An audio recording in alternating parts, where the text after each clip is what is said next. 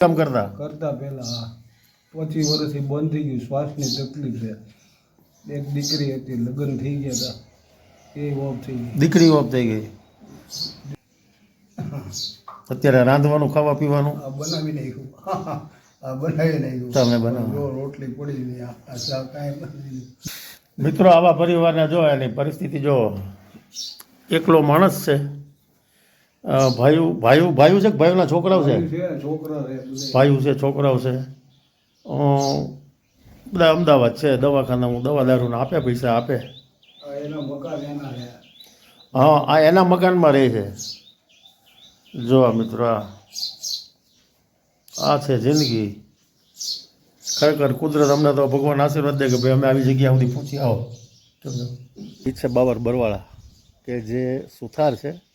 પરિસ્થિતિ બહુ નાજુક છે, આગળ પાછળ કોઈ છે નહીં, એકલા છે. તો એ પરિવારને ઘરે નથી ગયા, હવે આમ જાય છે અને બતાવવાનો પ્રયાસ કરી કે કેવી એની પરિસ્થિતિ છે અને જોઈ. ખગડો આ મગનભાઈ, મગનભાઈ ને લઈ લો.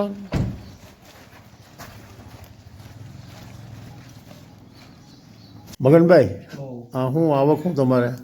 આવક હું હવે કાંઈ નહીં. આ સરકાર 1000 રૂપિયા દે અને ઘઉં ચોખા. એકલા છો ને તમે? બસ એકલા.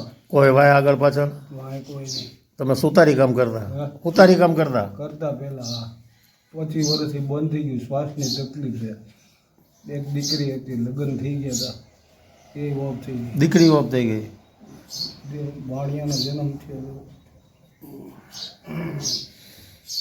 ભાઈ અમદાવાદ છે. રસ પૂરો રહે લે તમને હેલ્પ કરે, મદદ કરે. 400 રૂપિયાની દવા મહિને મારે જોઈએ. 400 રૂપિયા આપે. હા, બધું આપે. અત્યારે રાંધવાનું ખાવા પીવાનું આ બનાવી નાખ્યું. આ બનાવી નાખ્યું. તમે બનાવો. જો રોટલી પડી નહીં, આ ચા કાંઈ નથી. જમી લીધું? જમી લીધું? જમી લીધું?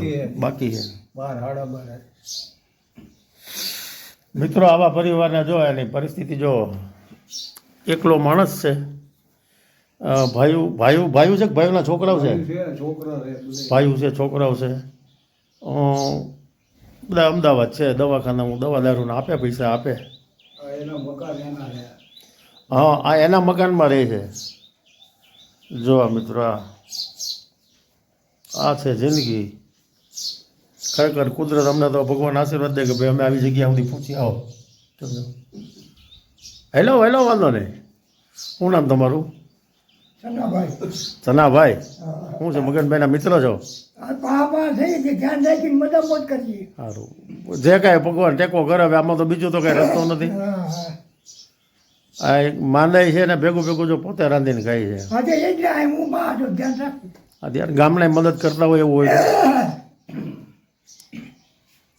ભાઈ બસ જો આપણે 10 દિવસ અંદાજે 10 દિવસ પહેલાં આપણે તપાસ કરી હતી અને ખરેખર યોગ્ય ઘર આપણને મળ્યું છે. તો ખરેખર કીટનું આપણે આપવા આવવાનું હતું, ત્યાં જ આપણને ટાઈમ મળ્યો છે. તો હું અને રાજુભાઈ કારિયા અત્યારે પહોંચી ગયા છે અને ઉનાળા કાંઈક કામથી બહાર ગયેલા છે.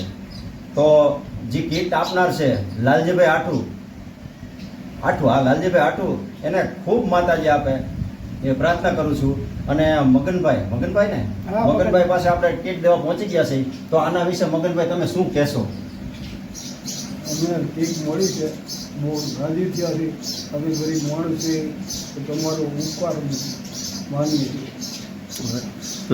લાલજીભાઈ આઠું, ચારણ સમડિયાળા, ખૂબ ધન્યવાદ. આવા સેવાકીય કાર્ય કરતા રહ્યો અને ભગવાન તમને આવી સેવાકીય કાર્ય કરવાની શક્તિ આપે એવી માતાજીને પ્રાર્થના.